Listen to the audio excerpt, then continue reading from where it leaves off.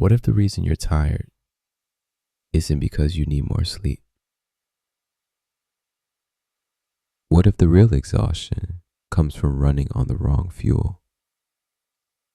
Imagine your life as a complex mechanism, a living engine that requires fuel to function, not just fuel for the body, but fuel for the soul, for the mind, for the heart. What moves you when the world feels heavy? What keeps you going when everything outside tells you to stop? That's what we're exploring today. Every mechanism needs fuel. No engine runs without energy. No watch ticks without tension. No vehicle moves forward on an empty tank. And humans, we are the most intricate machines ever created. We need physical fuel, mental stimulation, emotional connection, and spiritual grounding. Physical energy is the most visible. Food, water, sleep, movement. We often think that's enough. But have you ever eaten well, slept enough, and still felt empty? Still felt like you were moving without meaning? That's the signal that physical fuel alone is not enough. You need belief. Not necessarily religion, but inner trust. Trust in your path, in your story, in your right to be here. You need purpose, a direction that draws you forward, even when life resists. Purpose gives weight to effort. It turns movement into meaning. Friedrich Nietzsche once said, "He who has a why to live can bear almost any how." And it's true. Without a why, we wander. With it, we walk. You need connection, not just likes or replies, but true presence. We are not meant to exist in isolation.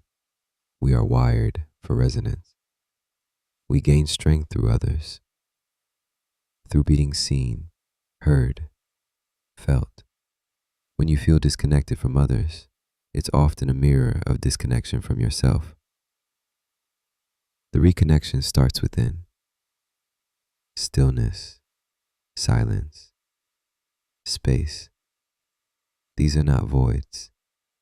They are doorways. Doorways to your own source. You don't need to be a guru or follow strict disciplines. You just need to be willing to feel, to listen, to stay present with what is real for you. Socrates said, "Know thyself," not as a suggestion, but as a path to power.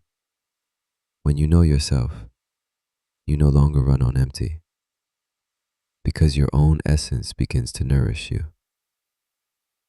We often look outside for energy, for answers, for fixes. But the deepest fuel lives within. Your ancestors, too, are part of your strength. Not in a mythical sense, but in a real one. You carry the DNA of resilience, the memory of those who survived storms, loved deeply, fought bravely, and endured. This connection to lineage gives us both roots and wings. It is not about worship. It is about acknowledgement. It's about knowing you are not the beginning nor the end, but the continuation. There is also the cosmic web, the silent energy that binds all things. Call it nature, life, universe. Call it the pulse of existence. When you feel part of that rhythm, you stop pushing against life and start dancing with it. We are not here just to survive. We are here to participate. The Stoic philosopher Marcus Aurelius wrote, "Look within. Within is the fountain of good, and it will ever bubble up if you will ever dig." That digging happens when we pause. when we stop performing and simply feel. That's where the real strength lies. Every human interaction holds potential. Energy moves through presence, not just words. When someone truly listens to you, you feel energized. When you truly listen to yourself, the same happens. Our lives become charged not just by what we do, but by how present we are in what we do. You are both the student and the teacher of your own journey. And every day is a lesson in alignment. Are you aligned with what matters to you? Or have you drifted? The body will tell you. Fatigue is information. So is restlessness. So is that spark of aliveness that visits when you do something meaningful. We often overcomplicate it, but energy is simple. It flows where attention goes. It expands when shared. It withers in neglect. Take care of your body, yes, but also nourish your mind. What are you feeding your thoughts? Is it noise or nourishment? Fear or expansion? René Descartes once said, "The preservation of health should be the first study of one who is of sound mind." And this applies to both physical and mental health. Your thoughts shape your energy. Choose them with care. Love is a fuel too. It doesn't always arrive in romantic form. Sometimes it's kindness.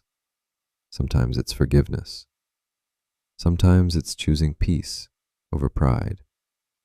Each time you open your heart, you recharge your being. Life will always have friction, but it's how you respond that determines whether it drains you or drives you. There is no perfect balance, only intentional movement.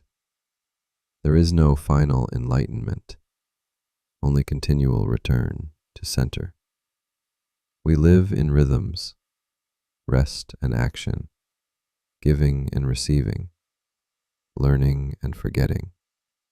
When you honor those rhythms, life becomes a dance, not a battle. So pause with me now. Ask yourself, what truly fuels me? What am I running on? What have I ignored? What needs to be replenished? And listen, not with judgment, but with honesty. Because once you see what you need, you can give it to yourself. And that changes everything. Not instantly, but deeply. So many people walk through life asleep, moving because they must, not because they are moved. But you have the chance to wake up, to step into your own current, to remember your own fire, because it's still there, under the layers, under the pressure, waiting for your return. Khalil Gibran said, "If this message stirred something in you, if you felt even a small spark return, then stay close. There's more coming." This channel is not about teaching you how to live. It's about guiding you back to what you already know. Subscribe so you don't miss the next reminder of who you truly are. Your journey has only just begun, and we'll be walking it together.